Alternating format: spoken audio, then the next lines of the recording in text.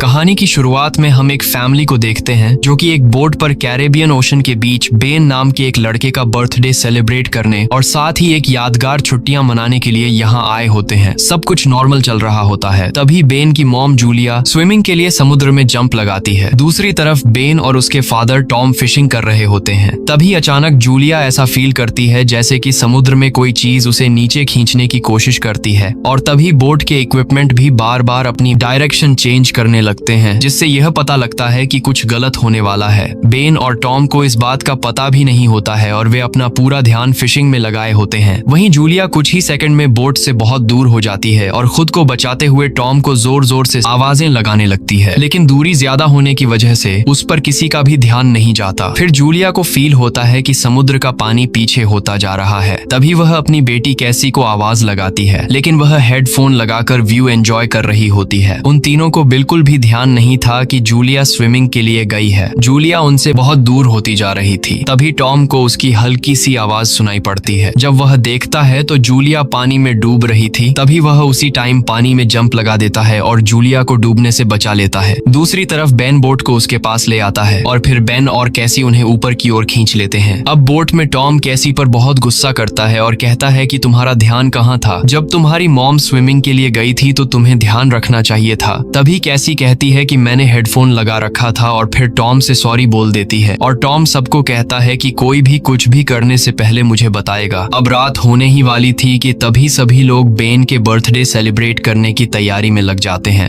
रात में birthday celebrate करने के बाद कैसी अपने बॉयफ्रेंड से वीडियो कॉल पर बात कर रही होती है। तभी वह बताती है कि वे सब लोग यहाँ बहुत एंजॉय कर रहे। उसका बॉयफ्रेंड उसे कहता है कि तुम सबको वहाँ से आ जाना चाहिए क्योंकि यहाँ न्यूज में बता रहे हैं कि वहाँ कुछ बहुत खतरनाक होने वाला है जो किसी ने सोचा नहीं होगा। तभी कैसी देखती है कि उनके पूरे शहर में बहुत तेज तूफान आ रहा है और यह देखकर वह थोड़ा घबरा जाती है। तभी अचानक उनका कनेक्शन कट हो जाता है। फिर कैसी यह बात अपने मॉम डैड को बताती है कि उन्हें बोट की सेफ्टी चेक करनी चाहिए और तभी वे देखते हैं कि उनकी बोट के आसपास व्हेल फिश मंडरा रही है जबकि यहाँ कोई फिश नहीं रहती। और फिर वे लोग समझ जाते हैं कि शार्क फिश एक भयानक तूफान का इशारा दे रही है। अब वे लोग यहाँ बुरी तरह से फंस जाते हैं क्योंकि तूफान से पहले उन्हें व्हेल फिश से निपटना होगा। तभी उनकी बोट को अचानक से एक बड़ा झटका लगता है जिससे वे लोग घबरा जाते हैं और बोट वहीं रुक जाती है। टॉम समझ जाता है कि बोट किसी बड़ी चीज से टकरा गई है। तभी टॉम चेक करने के लिए पानी में जंप लगा देता है और नीचे जाकर देखता है कि बोट में एक बड़ा डेंट आ चुका है। जब टॉम वापस ऊपर की ओर आ रहा था तो उसके शोल्डर पर गहरी चोट लग जाती है। ये देखकर लगता है कि किसी ने उसके शोल्डर को काटा है और ऊपर आने के बाद जूलिया उसके जख्मों पर पट्टी बांधने लगती है। यहाँ टॉम सबको बताता है कि व्हेल के टकराने से बोट का इंजन खराब हो गया है और अब हम लोग आगे नहीं जा सकते। ऐसे में वे लोग समुद्र के बीच फंस जाते हैं। तभी टॉम मदद के लिए कॉल करने की कोशिश करता है लेकिन सिग्नल की वजह से कॉल नहीं लग पाता। तभी टॉम खाने का सामान चेक करता है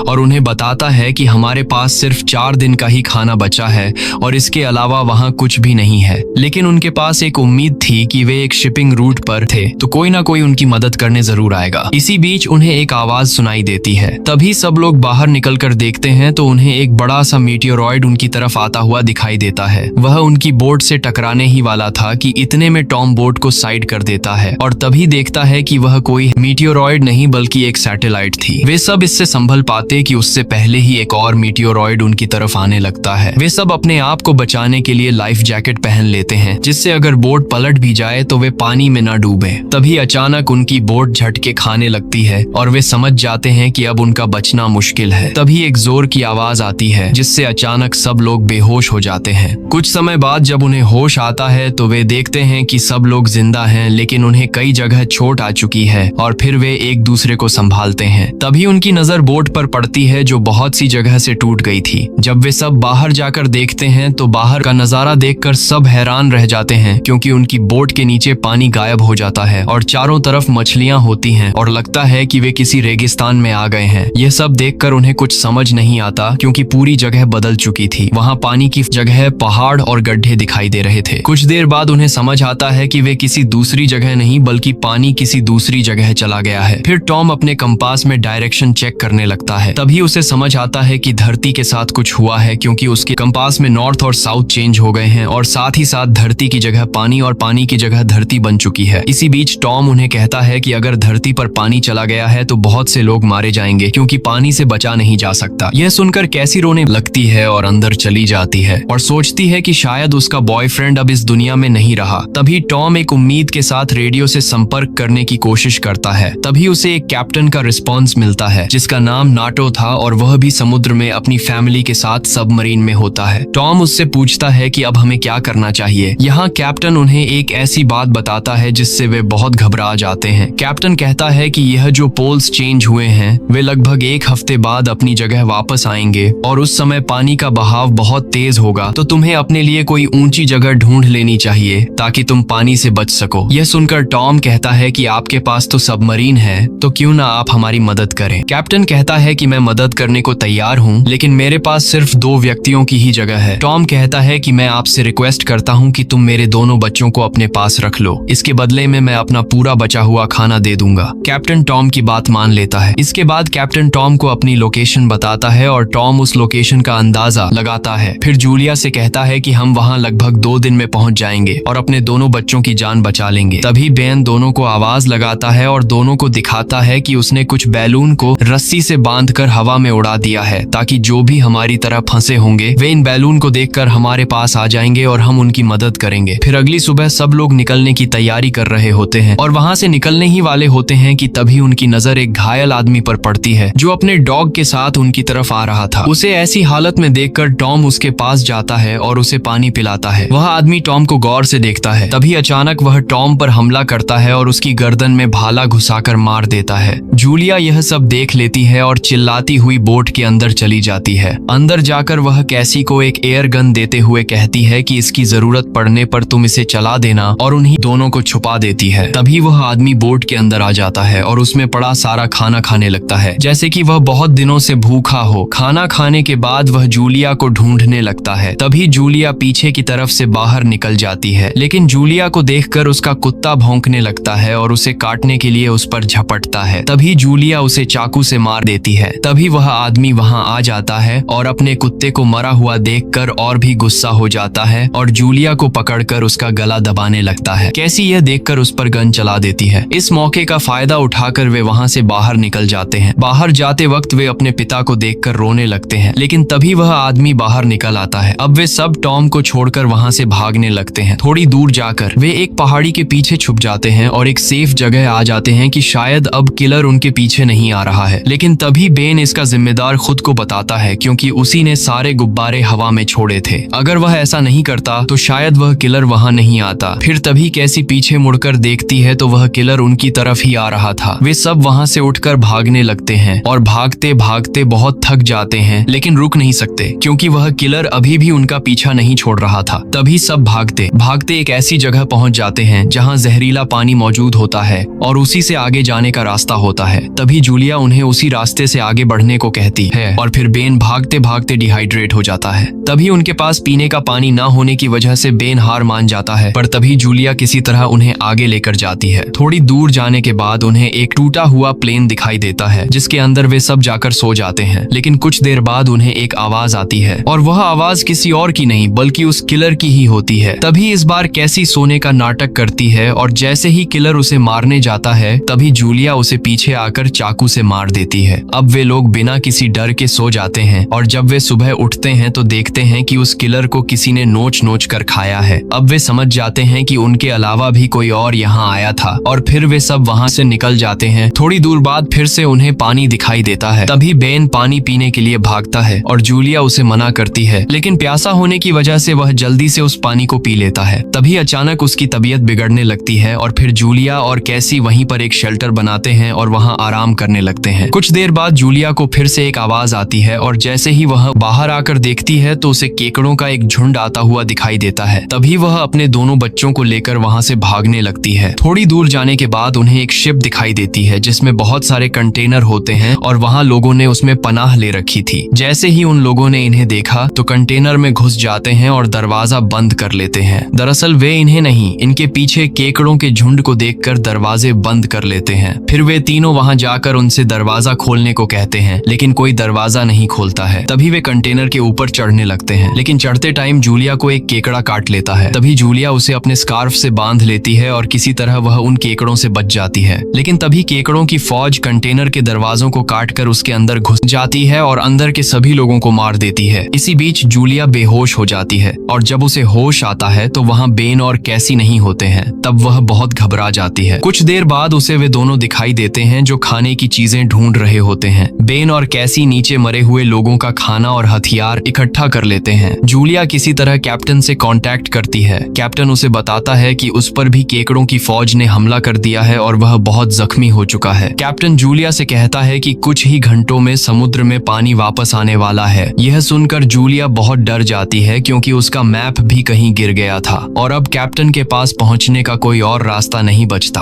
तभी कैसी सोचती है कि अगर हम कैप्टन के पास पहुंच भी गए तो उनके पास केवल 2 ही लोगों की जगह है। अगर हम दोनों बच गए तो हमारी माँ नहीं बच पाएगी। तभी जूलिया उसे कहती है कि यह सब हम बाद में डिसाइड करेंगे, अभी यह सब मत सोचो। तभी कैप्टन आसमान में फ्लेयर गन चलाता है और बेन की नजर उस पर पड़ जाती है। तभी सब लोग उस दिशा की ओर बढ़ने लगते हैं। थोड़ी दूर जाने पर उन्हें एक ऊंची पहाड़ी दिखाई देती है और जैसे ही वे उसके पास जाते हैं वहाँ लैंडस्लाइड होने लगती है और जूलिया एक पत्थर में फंस जाती है। कैसी उसे कहती है कि मैं तुम्हारे बिना नहीं जाऊंगी, लेकिन जूलिया उसे कसम देकर वहाँ से भेज देती है। जब वे दोनों कैप्टन के पास पहुँच जाते हैं तो कैप्टन कहता है कि मैं बहुत जख्मी हूँ और मैं किसी भी तरह अपनी जान नहीं बचा सकता, तो तुम तीनों सबमरीन में बैठ सकते हो। तभी कैसी वहाँ से भागती है और जल्दी से जूलिया के पास आती है। वहाँ जूलिया बहुत सारे केकड़ों से लड़ रही होती है। तभी कैसी उसे वहाँ से किसी तरह बचा कर ले जाती है। फिर केकड़े भी उनके पीछे पीछे आ रहे होते। फिर वे दोनों ऊपर चढ़कर केकड़ों को मारने लगते हैं और जल्दी से सबमरीन में बैठ जाते हैं। तभी एक बहुत बड़ी सी लहर उन्हें अपनी तरफ आती हुई दिखाई देती है, जिसकी ऊंचाई लगभग 100 मीटर थी और दिखने में बहुत भयानक लग रही थी। तभी वह लहर उनकी सबमरीन से टकराती है और सब लोग बेहोश हो जाते हैं। जब उनकी आंखें खुलती हैं तो वे अपने आप को एक शहर में पाते हैं। लहर के टकराने से सबमरीन पानी से बाहर आ जाती है और उन लोगों की जान बच जाती है। इसी के साथ ये कहानी यहीं पर खत्म हो जाती है। तो दोस्तों, अगर आपको ये स्टोरी अच्छी लगी तो वीडियो को लाइक और चैनल को सब्सक्राइब करना ना भूलें। तो मिलते हैं नेक्स्ट वीडियो में। फिलहाल के लिए बाय।